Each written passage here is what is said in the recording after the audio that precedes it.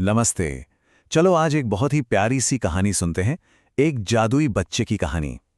ये बच्चा हजारों साल पहले एक बहुत ही अनोखी रात में पैदा हुआ था।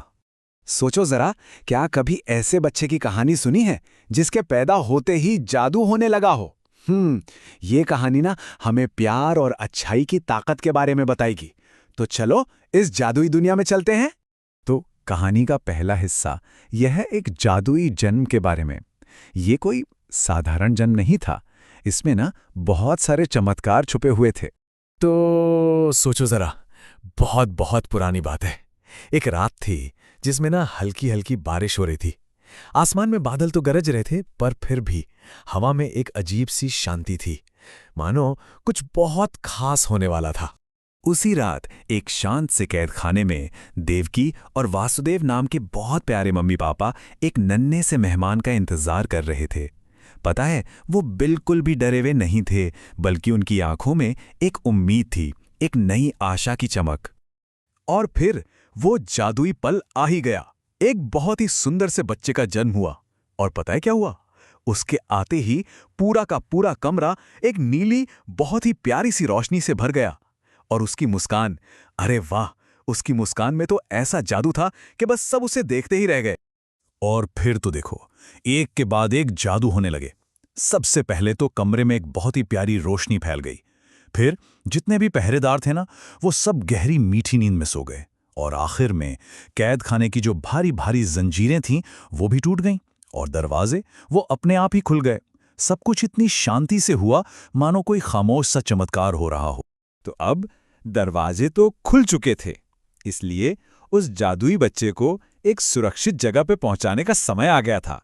और यहीं से एक गुप्त यात्रा शुरू होती है, गोकुल की तरफ।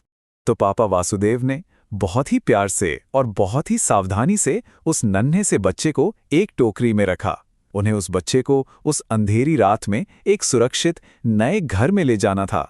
फिर रास्ते में ना एक बहुत बड़ी नदी आई, यमुना नदी। उसमें बहुत पानी था, पर एक और चमत्कार हुआ।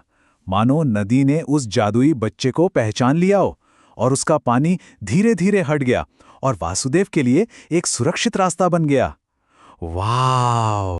नदी पार करके वो गोकुल नाम के एक बहुत ही सुंदर और प्यारे से गांव में पहुंचे। वहां पता है क्या था? मिट्टी की छोटी छोटी झोपड़ियां थीं।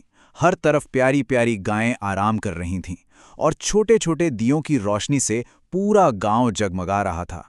वहां की हवा में भी ना एक अपनापन था, बहुत प्यार था। गोकुल पहुंचकर वसुदेव ने अपने जादुई बेटे को मां यशोदा के पास सुला दिया, जहां वो पूरी तरह सुरक्षित था। और फिर उनकी जगह पर वो यशोदा की नन्ही सी बेटी को अपने साथ वापस ले आए। ये सब कुछ उस प्यारे से बच्चे को बचाने के लिए किया गया था। और अब आता है कहानी का सबसे मजेदार और खुशियों से भरा हिस्सा। ये है कृष्ण का बचपन वृंदावन में, जो शरारतों और बहुत ही मीठी मीठी धुनों से भरा था। तो अपने नए घर वृंदावन में कृष्ण सबका प्यारा था। वो अपने दोस्तों के साथ दिन भर खेलता, खूब हंसता और मुस्कुराता रहता। और हाँ, कभी कभी मौका मिलती ऊंची ऊंची मटकियों से स्वादिष्ट मक्खन भी चुरा कर खा लेता था। और पता है, जब कृष्ण एक बड़े से पेड़ के नीचे बैठकर अपनी बांसुरी बजाते थे ना, तो उसकी धुन में, अरे वाह, क्या जादू होता था।